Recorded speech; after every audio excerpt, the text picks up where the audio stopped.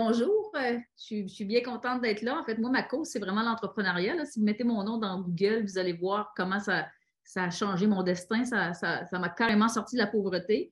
Et bon, mon histoire a fait la une des journaux et tout ça. Puis je suis beaucoup impliquée dans l'entrepreneuriat. Et en fait, j'ai eu la chance de participer comme dragon invité à la populaire émission Dans l'œil du dragon avec mes amis entrepreneurs. Et avant même que l'œil du dragon existe, moi, j'ai produit une émission de télévision qui s'appelait Voir grand, qui était la première émission sur l'entrepreneuriat au Québec. Et c'est là que j'avais découvert Nicolas Duvernois de Pure Vodka, meilleur vodka au monde. Là, il est très populaire, on l'agace, il est rendu une rockstar. Là. Il fait partie de nos cohortes. Et on a aussi une fondation qui vient en aide aux jeunes entrepreneurs. Puis on a fait beaucoup de contacts grâce aux cohortes en passant avec notre fondation. On a même adopté les jeunes entrepreneurs de notre dernière intervention qu'on a fait avec les gens de la Manicouagan. Alors, dans le fond, je voulais vous dire d'où l'idée est venue. Pour être bien honnête, là, c'est venu au monde, l'idée des cohortes de co-développement, carrément à cause de la pandémie. Un jour, j'ai lu un article qui m'avait bouleversée.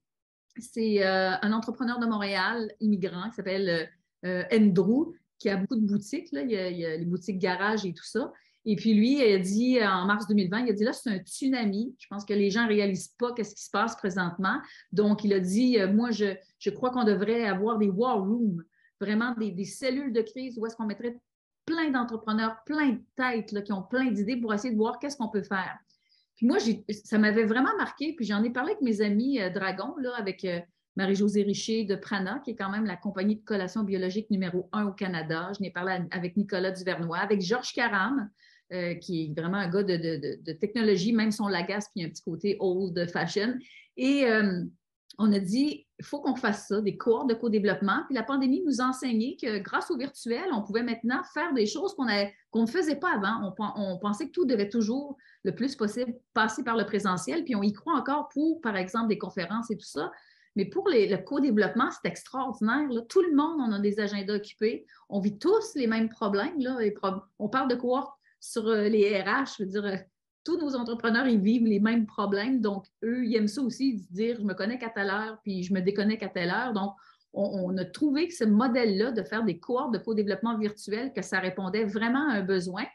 Et puis, ce qu'on aimait là-dedans, c'est le côté intime. Vous savez, quand on fait des conférences, j'ai la chance aussi d'en faire beaucoup. Puis vous avez un de mes amis entrepreneurs, là, Dominique Gagnon, qui va être en conférence chez vous, qui fait partie aussi des cohortes de co-développement, là, qui va faire une conférence chez vous le 11 octobre. Il a quand même été coté parmi les 15 personnalités les plus innovantes au monde par le magazine américain BizBash. Quand on fait des conférences, on aime ça, les gens viennent nous voir, mais on est plus là pour donner de l'inspiration, pour transmettre des messages. Les cohortes de co-développement, là, on est dans un autre univers. Là, oui, on apprend à se connaître, on devient meilleur plus qu'on voit les gens. Je ne vous cacherai pas qu'on était chanceux avec la Chambre de commerce de Manicouagan parce qu'on a commencé une première cohorte, puis là, tout le monde qui était insécure à se dire, je fais-tu la deuxième ou la troisième cohorte? Bien là, ils ont tous dit, on comprend maintenant c'est quoi, on embarque. Donc, nous, on les connaissait, là, on les connaissait bien comme il faut à la fin parce qu'on les voyait vraiment chaque semaine, puis c'était vraiment un rendez-vous. Puis nous, on a dit, au lieu d'appeler ça un war room, hein, parce qu'évidemment, on ne veut pas faire de référence à la guerre, en plus avec ce qui arrivait en Ukraine, on appelait ça des grow rooms, vraiment des cellules de croissance. Puis on va être bien honnête et bien transparent là-dedans. On n'est pas là pour faire une planification stratégique avec les entrepreneurs participants, parce qu'une planification stratégique, là, c'est des mois de travail, puis ça coûte 60 000 $. Fait que nous, on a dit, on va être vraiment honnête, on est là pour partager nos meilleures pratiques d'affaires, éveiller vraiment des consciences, essayer d'aider les gens à faire une photo de qui ils sont par rapport au sujet, mettons, RH, innovation, marketing et vente, puis qui ils aimeraient devenir, puis qu'est-ce qu'ils peuvent faire pour y arriver. Donc, on essaie d'outiller, mais en même temps, je vous le dis, on ne rentre pas dans de la documentation de 150 pages. On est vraiment dans le feu de l'action et j'aime beaucoup faire le parallèle avec un film que vous avez peut-être vu, là, Apollo 13. Je ne sais pas si vous vous souvenez d'une scène qui m'avait énormément marqué. Vous avez un des ingénieurs, hein, les astronautes sont pris dans l'espace, puis il y en a un qui arrive, puis il met plein d'affaires sur la table, puis là, il dit à ses ingénieurs, faites-moi rentrer des carrés dans des ronds. Puis là, il faut qu'ils s'activent, puis là, ils réussissent à faire une patente. Ben nous, c'est un peu ça qu'on veut faire. On veut vraiment essayer de partager, mais surtout d'échanger. Puis tout ça est dirigé parce que sinon, on n'y arriverait pas. Là, donc, on a tout du temps de glace. Puis moi, je fais un peu des fois la gardienne du temps parce que, évidemment, je connais mes amis entrepreneurs, je les connais comme le fond de ma poche, là, donc je suis capable de bien diriger ça puis de les amener sur les bonnes pistes, puis de faire en sorte que les gens peuvent vraiment échanger. Puis je dis aux gens, vous savez, des fois, c'est le fun aussi, à un moment donné, de poser la même question à 2 personnalités, 3 personnalités différentes parce qu'ils ont tous un dénominateur commun, ils ont tous du succès, mais sincèrement, ils ont toutes des méthodes quand même qui les différencient. Donc, je trouve ça le fun des fois d'entendre un qui dit blanc, puis l'autre qui dit ben, blanc, mais moi, je mets un peu de gris aussi là-dedans, puis ainsi de suite. Donc, nous, on va vous aider vraiment à faire en sorte que vous allez utiliser votre temps de glace puis bien diriger ça. Et quand on a pensé à ça, je me suis dit, tous ces entrepreneurs-là, ils vivent la même affaire que nous, hein? On a beau écouter RDI, puis les nouvelles, puis lire l'actualité, puis nos fils de presse, là. Je veux dire, déjà de s'occuper de notre business, de s'occuper de notre marché, de s'occuper de ce qui se passe au Québec. Si en plus, il faut qu'on regarde tout ce qui se passe à l'international au niveau entrepreneuriat, à un moment donné, on n'arrive plus. Donc, j'ai eu l'idée d'intégrer dans notre programme un économiste. Cet économiste-là, sincèrement, avant la pandémie, là, il n'était jamais au Québec. Il se promenait toujours dans des grosses business à l'international. Puis, il continuait à revenir ici au Québec pour faire des mandats avec des entreprises très connues comme Cookit, là, les boîtes de prêts à cuisiner là, que vous devez peut-être connaître. Morale de l'histoire, je trouvais ça le fun que lui, dans notre première séance, il nous dresse un tableau. Tu sais, quand on parle de RH, puis d'innovation, puis qu'on parle de marketing et vente, lui, là, il nous parle de chiffres, de statistiques, de meilleures pratiques, d'affaires, de ce qui se passe à l'international. Tu sais, souvent, il faut qu'on aille voir ailleurs pour revenir, dans le fond, ici. Puis en même temps, il est quand même très connecté sur les entrepreneurs aussi parce qu'il fait plein de mandats avec les entrepreneurs. Donc, je me disais, la première séance de la cohorte, on met la table. Tu sais, on met vraiment la table sur le sujet. La deuxième séance, qu'est-ce qui est le fun, c'est qu'on voulait avoir vraiment une permanence là, tu sais, dans le concept. Donc, on a dit, on va mettre toujours la même personne. Alors, on a pensé évidemment à Nicolas Duvernois parce que Nicolas, je vais vous le dire, ce qui le caractérise, c'est un créatif. Nicolas, là, tout le monde pense qu'il fait des spiritueux. C'est un bâtisseur de marque. Puis s'il ne pensait pas comme ça, c'est impossible. Il ne pourrait pas avoir du succès parce qu'il se bat contre, quand tu lances la pure vodka, puis tu te bats contre Grey Goose, vous comprenez que c'est des millions et des millions de marketing que lui, même s'il a l'air big au Québec, il n'y a pas ces millions-là. Donc, on trouvait que c'était vraiment la personne qui était super intéressante pour partager, dans le fond, toujours dans le fond du contenu par rapport aux différents sujets. Puis, on travaille avec des Marie-Josée Richer, qui, elle, va apporter vraiment des valeurs là, incontournables là, sur comment les consommateurs veulent acheter maintenant des valeurs, comment qu'on fait en pleine période où est-ce que, dans le fond, le pouvoir d'achat a diminué, comment qu'on essaie de s'organiser, comment on gère une usine, où est-ce que ce n'est pas nécessairement toujours les emplois les plus tripants. Donc, elle va nous arriver avec ce bagage-là. On travaille avec Georges Caram, qui est un immigrant, qui est arrivé ici avec 200 $ en poche, qui vient de vendre là, sa compagnie. C'est tombé, là, c'était pas du tout prévu. Puis lui, il veut vraiment travailler à aider vraiment la communauté entrepreneuriale. Puis nous, on challenge tout le temps, on l'agace parce qu'il y a un petit côté old-fashioned, mais on aime ça. Là. On aime ça parce que c'est toutes ces écoles de pensée-là qui font vraiment la différence. Un autre avec qui on travaille, moi, j'ai un coup de cœur entrepreneurial là, pour David de Loop Mission. Puis David, lui, il va vraiment nous parler de tout le concept, oui, bien sûr, de l'économie circulaire puis le gaspillage alimentaire, mais au-delà de ça, il explique que même si tu as une bonne mission, là, comment tu vas faire pour vendre cette mission-là, tu sais, comment les gens vont réagir et tout ça. Donc, il nous ramène des fois à comprendre que, tu sais, dans la vie, c'est pas juste qu'est-ce qu'on a à vendre, c'est la mission qu'on s'est donnée, puis qu'il ne faut pas sous-estimer qu'il y a un marché incroyable de gens qui veulent acheter ces valeurs-là. Donc, il va nous arriver avec cette information-là. Puis, Dominique Gagnon, que vous allez avoir en conférence au mois d'octobre, ben lui, il brasse la cage. Hein. Je vous le dis, là, je l'ai entendu dans des cohortes, là, dire, c'est pas méchant, là, mais je l'ai entendu dans des cohortes dire à des entrepreneurs, là, tu vas frapper un mur, là. Là, on n'est plus là, là. Il faut que tu penses de telle ou telle manière. C'est toujours très respectueux, très sympathique, mais pas de langue de bois. Vous comprenez, c'est ça la beauté des cohortes de co-développement, c'est cette intimité-là.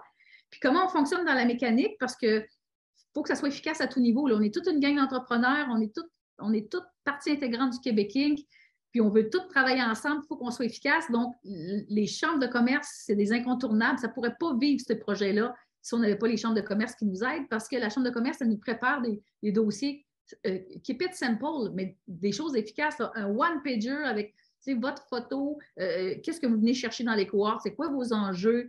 Oui, on a besoin d'informations terre à terre, votre nombre d'employés, votre mission d'entreprise, bon, site web et tout ça. Puis là, on monte dans le fond le cahier des participants, on envoie ça à nos invités, nos dragons principalement. Puis je ne vous cacherai pas que des fois, là, la première rencontre, là, ils vont regarder le dossier la veille. C'est vraiment comme ça. Je vous le dis, c'est la vraie vie. Là. Mais quand ils se connectent, ils sont là, sont hands-on, sont vraiment tout allumés. Puis ils ont vraiment la volonté d'essayer de voir s'ils ne pourraient pas vraiment essayer de faire la différence. Puis des fois, il se passe des moments improbables. Hein, parce que ce n'est pas juste, dans le fond, notre gang qui venons partager. C'est que des fois, vous dites des choses que nous autres aussi, on repart avec du bagage. Des fois, il y a du contenu improbable qui se crée, puis ça se crée même entre les participants, la grande entreprise, la plus petite entreprise. Vous savez, dans la chambre de commerce de Manicouagan, on avait des jeunes entrepreneurs qui nous disaient « Ouais, mais moi, je ne suis pas un gros groupe, là, parce qu'on avait des grosses entreprises, puis on avait des petits bébés entreprises. » Puis on disait « Non, c'est ça le co-développement. Le petit va inspirer le grand va inspirer le petit, mais c'est ça le co-développement. Il faut qu'il se passe vraiment une magie à l'intérieur. » Puis la magie, nous, elle a opéré parce que les gens qui ont participé à la première cohorte, qui était RH, hein, c'est pas un hasard, RH, c'est l'enjeu. Là. On n'a jamais vu, nous, au Québec, autant de colloques et d'événements RH. C'est incroyable. Là. Donc, on le sait que c'est un incontournable. On commence par ça. L'innovation, vous savez, il y a 2 mots-clés qui représentent tous les succès sur la planète. C'est pas moi qui le dis, c'est le MIT qui a fait des études. Les 2 mots-clés, c'est créativité et innovation. Donc, innovation, c'est un incontournable. Puis marketing et vente, ben, c'est comme si tu as une voiture, puis finalement, si tu ne mets pas d'électricité ou d'essence dedans, comment elle va faire pour avancer? Et moi, je dis souvent aux gens, si vous vous intéressez au RH, vous ne pouvez pas ne pas vous intéresser à innovation et marketing et vente, parce qu'aujourd'hui, les RH, il faut mettre de l'innovation là-dedans, il faut mettre marketing et vente. Vous savez, dans les pratiques d'affaires, c'est incroyable, il y a des entreprises qui fusionnent maintenant leur département RH avec leur département marketing et vente. Parce qu'aujourd'hui, les RH, c'est rendu carrément marketing et vente pour aller chercher vraiment des ressources. Donc, ça pour vous dire que nous, notre rêve, hein, on a le droit de rêver, notre rêve, c'est quand on a toujours les mêmes participants, c'est sûr que c'est le fun parce qu'on les connaît, on les reconnaît, on se souvient de ce qu'on a dit, puis tout ça fait que ça fait un beau build-up. C'est sûr que c'est le fun aussi d'accueillir des nouveaux membres, mais quand c'est possible, c'est vraiment ce qu'on préfère. Puis, on peut, des fois, je dois vous l'avouer, ça peut arriver des fois, puis je l'ai partagé avec la Chambre de commerce, même si on a toujours notre rendez-vous les mercredis de 9h30 à 11h, c'est des entrepreneurs. Ça nous est arrivé à un moment donné de dire « Ah, ben là, vous deviez avoir, exemple, Marie-Josée Richer, puis là, elle a un enjeu, ben là, c'est l'autre qui va être là la semaine prochaine qui va être ici. » Donc, des fois, on va faire des petits changements, puis on le gère comme des entrepreneurs parce qu'on a la chance d'avoir des beaux invités, mais ils ont toute la réalité. Puis je vous le dis, là, ils vivent les mêmes réalités. Là. Moi, je parle avec ces gens-là là, régulièrement. Là, je veux dire, on fait plein de projets ensemble. Là, puis ils vivent des choses incroyables, eux aussi, sur les RH. Même Nicolas, à un moment donné, là, ça y était jamais arrivé de perdre 2 employés. Il n'a jamais vécu ça. Là. Il a dit, Anne, je pense qu'il faut que j'aille voir un psychologue tellement qu'il prenait ça dur. Là, donc, on partage toutes ces choses-là qui font en sorte que on n'est pas dans l'inspiration comme une conférence, là, mais c'est quand même inspirant qu'on partage tout ça. Puis vous allez avoir du temps de glace pour poser vraiment vos questions. Puis nous, on veut vraiment vous préparer dans vos questions. Fait qu'avant, là, on dit aux gens, partagez-vous là, la cohorte, les questions que vous allez poser pour pas que vous posiez les mêmes questions. Ça serait du temps de glace, dans le fond, gaspillé. Donc, je ne sais pas si vous sentez que j'ai vraiment dressé, dans le fond, le portrait de qu'est-ce que c'est des cohortes, mais je vous dis juste qu'on a plus de demandes présentement que de capacité à en faire. Donc, je suis très contente là, qu'on travaille avec votre chambre de commerce parce que Nicolas Duvernois et moi, on est allés dans votre belle région. Là, ça va faire bientôt 1 an. Et puis, on est allés et on s'est dit, bien là, on a déjà fait là, des interventions. Fait qu'on a déjà un lien. Fait que je vous dirais juste qu'on le sent que la demande est là. Mais on ne peut pas répondre partout parce qu'on a des business et on a des choses à faire rouler. Donc, la motivation, c'est vraiment essayer de voir qu'est-ce qu'on peut faire. Puis, des fois, c'est arrivé qu'il y a des gens qui ont participé au cours de co-développement qui ont gardé des liens là, improbables là, avec des dragons là, dans une de nos cohortes. à Manicouagan, une jeune fille qui fabrique, dans le fond, des produits. Puis est en train de regarder s'il n'y a pas des choses qu'elle pourrait faire dans des coffrets que Prana fait à chaque année à Noël, qu'on appelle la boîte joyeuse. Fait qu'on ne sait jamais, là, on ne fait pas de promesses, mais ça peut arriver qu'il y ait de la business qui se crée vraiment là, à travers les cohortes de co-développement. Il y a quand même des belles têtes d'affiches là-dedans. Puis, ça fait, même nous, on a fait des cohortes que les banques capotaient. Là, ils les avaient vus à la télé la veille. Là, puis, le lendemain, ils les avaient dans le cohorte de co-développement. Fait qu'ils posaient même des fois des questions à dire Hey, t'as fait tel deal, mais on se demande pourquoi t'as fait telle chose. Donc, des fois, je ramenais un peu, là, mais il s'est créé une espèce de complicité où est-ce que là, c'était vraiment, là, vraiment du partage. Je pense qu'il faut se dire les vraies affaires. Là, on est rendu quand même avec tout ce qui se passe au niveau des enjeux. Avec ce qui s'en vient au niveau de la situation aussi économique. Le pouvoir d'achat aussi qui diminue. Quand on regarde tout ça, là, à un moment donné, là, la compétition, oui, on comprend qu'il y en a une, mais je veux dire, à un moment donné, là, il faut qu'on se resserre les coudes puis qu'on travaille tout le monde ensemble, qu'on s'échange nos meilleures pratiques d'affaires. Donc, nous, on a même eu une cohorte à un moment donné. Même nous, dans notre fondation, Nicolas et moi, on a une fondation, on a même adopté un producteur de gin. Puis le gars, il est au Saguenay. Lui, il a dit, moi, j'étais sûre que personne n'allait me choisir parce que Nicolas, il fait du gin. Puis nous, on a dit non, on ne pense pas comme ça.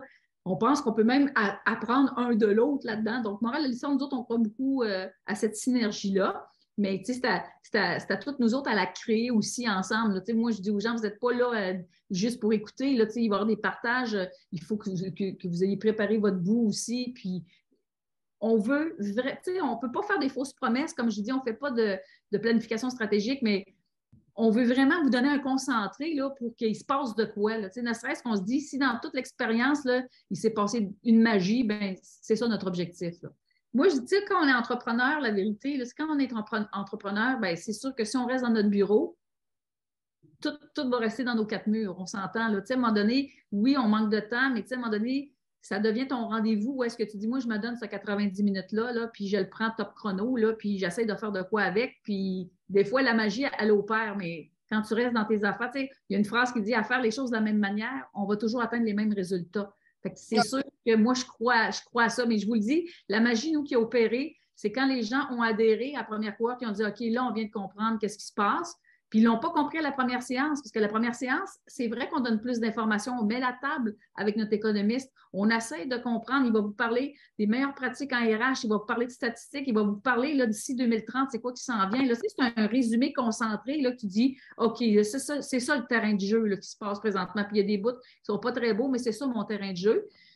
Donc, après ça, ce qui est le fun, c'est que quand on arrive, on échange avec nos dragons puis avec nos personnalités, on reconnaît, eux, dans leur discours, qui n'ont même pas suivi cette formation-là, puis on reconnaît qu'ils disent des choses qu'on dit, ah oui, donc l'économiste, il nous a parlé de ça, justement. Fait que c'est le fun aussi pour ça. Mais à partir de la deuxième séance, c'est là que les gens allument et disent, OK, je viens de comprendre qu'est-ce qui se passe. Fait que je dis tout le temps aux gens, n'ayez pas peur, la première séance, on va vous donner du contenu. C'est ça. On n'a pas le choix de le faire, sinon, on ne serait pas structuré, on ne pourrait pas faire de référence à rien. Tandis que là, on vous en donne un big picture, on vous parle même de pratiques à l'international et tout ça. Puis après ça, on rentre dans le feu de l'action, vraiment dans l'échange, mais c'est quand même structuré. On ne fait pas ça pour l'argent, on le fait parce qu'on fait beaucoup d'interventions vraiment dans le socio-économique où est-ce qu'on veut essayer de donner vraiment un coup de main. Morale de l'histoire, si vous n'avez pas d'enjeu, mettons, financier par rapport au prix des cohortes, si je me fie à ce que nos autres ont vécu, maintenant, je peux parler avec expérience. Avant, j'avais le rêve, puis j'avais la bonne foi, puis la bonne volonté, mais là, je l'ai vécu avec Manicouagan. Là. Si vous n'avez pas d'enjeu, ce que moi, j'ai découvert, parce que moi, je suis là dans toutes les séances, j'ai découvert que c'est le fun, à un moment donné, que même si c'est une cohorte que tu pensais que le sujet, c'était peut-être moins à propos, c'est le fun de voir que tu finis toujours par toucher une corde, d'apprendre quelque chose qui est repris à un moment donné dans un autre cohorte. Puis ça crée des liens. Vous savez, quand on a un Nicolas Duvernois, un Georges Caram qui vous voit tout le temps la bête, là, à un moment donné, là, ça fait quelque chose de différent qui fait qu'on est plus intime. Puis on dit, oui, ça, telle affaire, là, on n'a pas besoin de dire, bon, OK, c'est qui, on va se rappeler c'est qui. Là, alors moi, je voudrais, si vous n'avez pas d'enjeu par rapport à l'argent, je le sais ça donne vraiment, il y a vraiment une plus-value à faire les 3 cohortes. Ça, je suis convaincue de ça. Ça fait vraiment plaisir. Puis moi, en principe, là, à moins qu'il y ait un changement, là, le 11 octobre, je vais probablement être là avec Dominique, là, parce que ça me tentait d'aller vous revoir, puis peut-être déjà de commencer à tisser mes liens avec les gens de la cohorte. Donc, je ne sais pas si vous allez être à la conférence, là, mais j'aimerais bien ça. Puis, sachez que dans le fond, je veux que les gens comprennent que ce n'est pas nous qui arrivons avec nos gros sabots, là. Ah, nous, on est là, on est bon. Non, non, c'est pas ça. Le Québec Inc., là, c'est la somme de tous les entrepreneurs, qu'ils soient petits ou grands.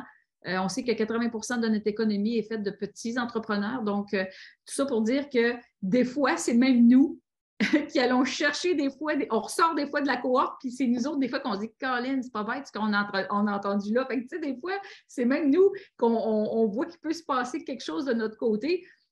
Donc, morale de l'histoire, c'est vraiment comme ça. Il n'y a pas de niveau, là. Tu sais, nous autres, on est là, vous autres. Non, non, on est une gang, mais on essaie de structurer pour essayer vraiment de faire des bons échanges, puis qu'il sorte quelque chose de là en posant vraiment les vraies questions, pas de filtre. C'est ça qu'on veut faire.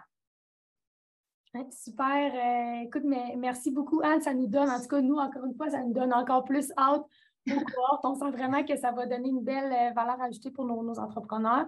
Je vous le mentionne, si jamais vous avez d'autres questions pour Anne ou pour nous, écrivez-nous, ça va nous faire plaisir après de relayer l'information à Anne ou de donner plus d'informations. Sinon, c'est une invitation aussi pour le 11 octobre, on l'a mentionné, on a la conférence en présentiel de Dominique Gagnon. Et sinon, on vous voit, je l'espère, lors de la première cohorte des ressources humaines le 19 octobre. Donc, merci tout le monde et à la prochaine. Merci.